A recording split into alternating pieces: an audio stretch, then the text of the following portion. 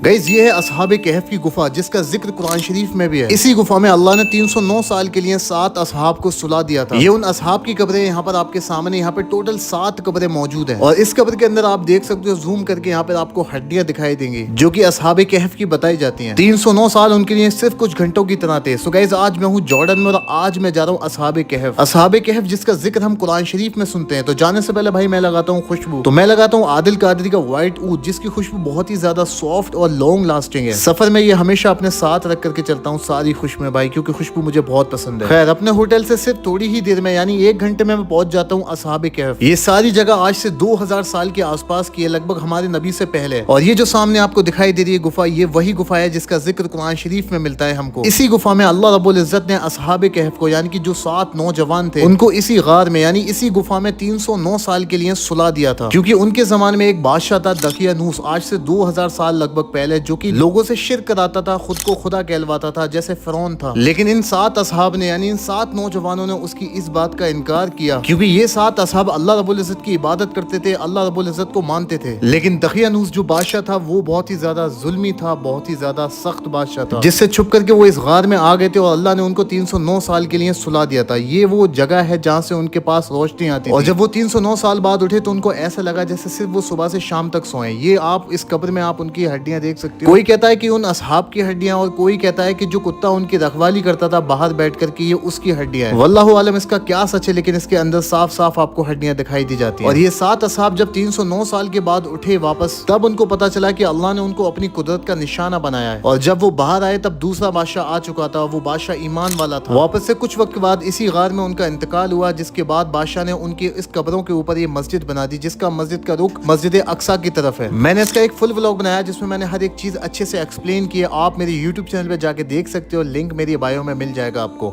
और नीचे लिंक पे क्लिक करके भी देख सकते हो।